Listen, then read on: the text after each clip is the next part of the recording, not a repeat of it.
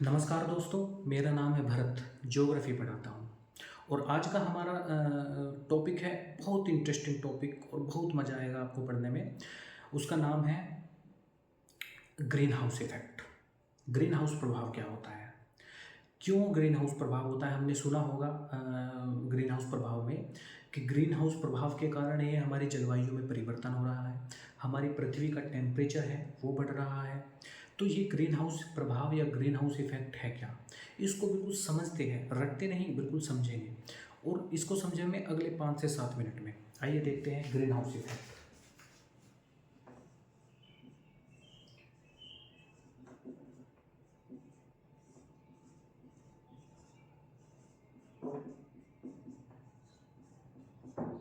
Green house effect क्या होता है।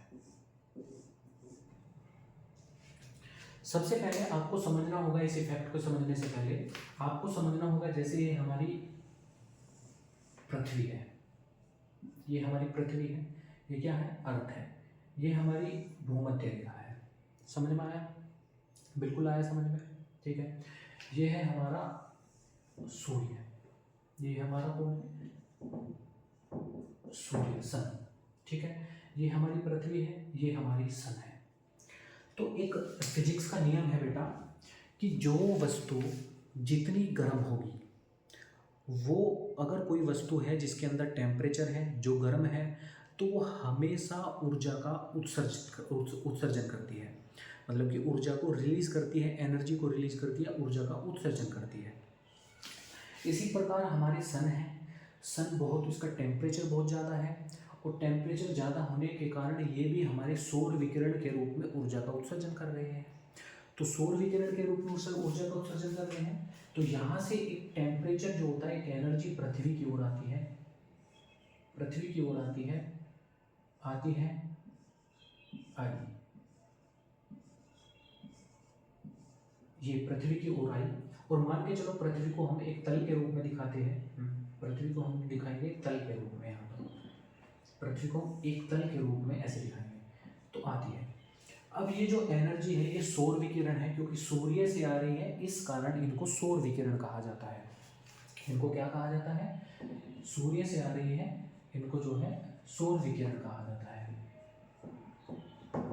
ठीक, ये पृथ्वी पर आई, पृथ्वी पर आने के बाद में ये पृथ्वी से टकराई, इन्होंने पृथ्वी तल को गर्म किया, इन्होंने जो है पृथ्वी तल को गर्म किया। तो अब पृथ्वी का भी टेम्परेचर बढ़ गया, पृथ्वी में भी टेम्परेचर आ गया। तो हमने अभी पढ़ा कि जो भी पिंड गर्म होगा वो एक अपनी एनर्जी रिलीज करता है। तो जैसे सन गर्म था तो सौर विकिरण को रिलीज किया, अब पृथ्वी गर्म होगी तो पृथ्वी भी जो है एक एनर्जी को रिलीज करेगी, एक एनर्जी को रिलीज करेगी पृथ्वी भी, उसको बोलते हैं पार्थिव विकिरण।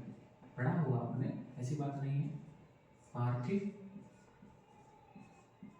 विकिरण, बस मैं समझा रहा हूं।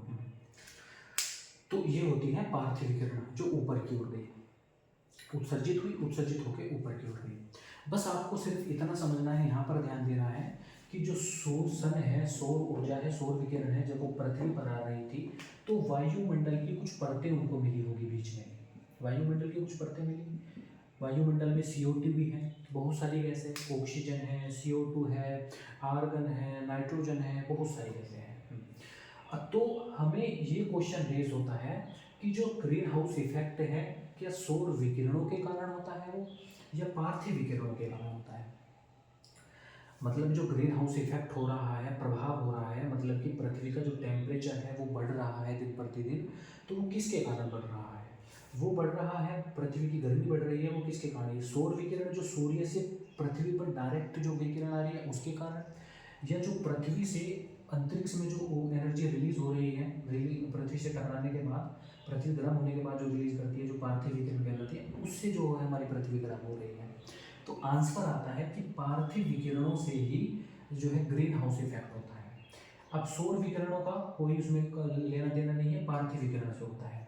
तो क्यों होता है पार्थिव विकिरण से, सौर विकिरण यहाँ से पृथ्वी पर आई तो ऐसा क्या हो गया कि जो पार्थिव विकिरण है, जो कि यहाँ ऐसा क्या बदल गया कि जो यहाँ से वापस गई पार्थिव विकिरण के रूप में, तो इन्होंने जो होता है वायुमंडल को गर्म करना शुरू किया, अब जब यहाँ से यहाँ आ रही थी तो वायुमंडल को गर्म नहीं कर रही थी, तो क्या कारण है? वही कारण समझते हैं हम। वो कारण होता है इनकी, जब क्योंकि जो सौर विकिरण से जो क्रिया ये जो आ रही है रेडिएशन, वो होती है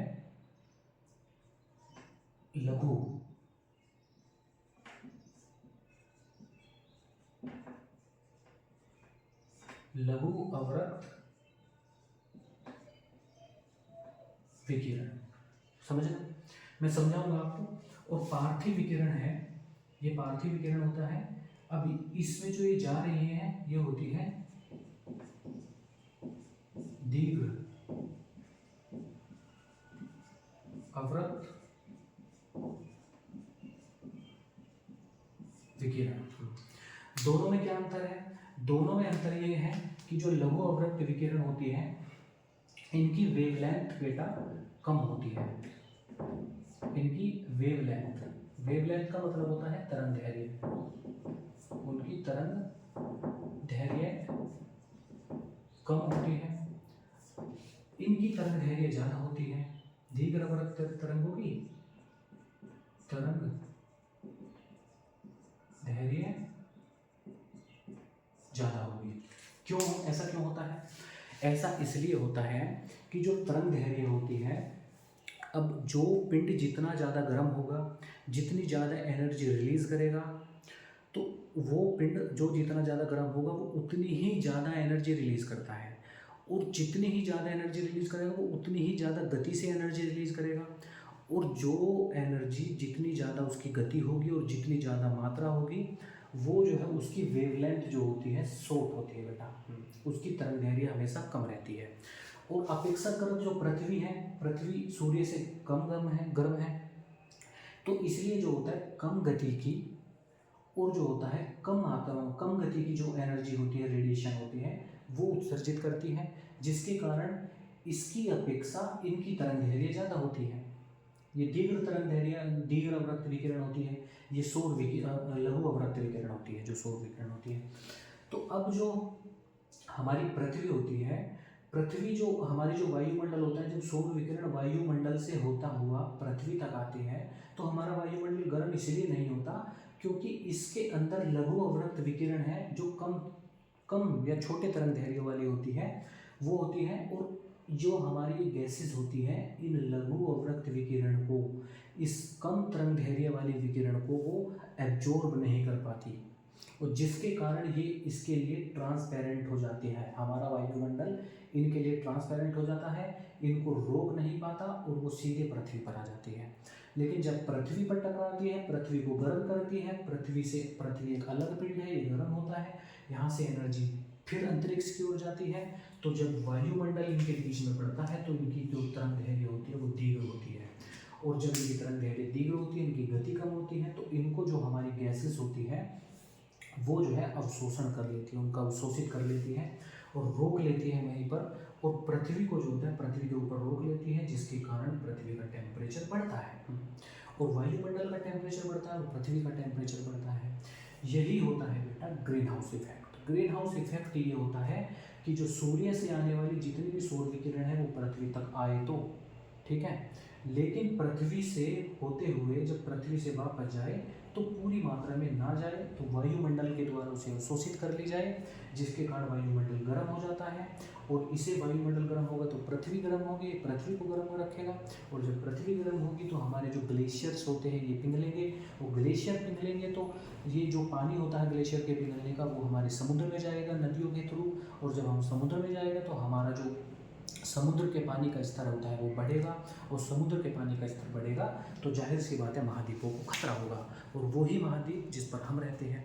तो जाहिर सी बात है जो सीधा ग्रीन हाउस इफेक्ट होता है वो सीधा हमारी लाइफ से जुड़ा है। तो ये था ग्रीन हाउस इफेक्ट। उम्मीद करता हूँ आपको समझ में आया होगा। अब मिलते हैं नेक्स्ट टॉपिक के साथ नई वीडियो में, तब तक जुड़े रहिए हमारे साथ, और अगर अच्छी वीडियो लगी हो तो चैनल को सब्सक्राइब जरूर करिएगा। धन्यवाद।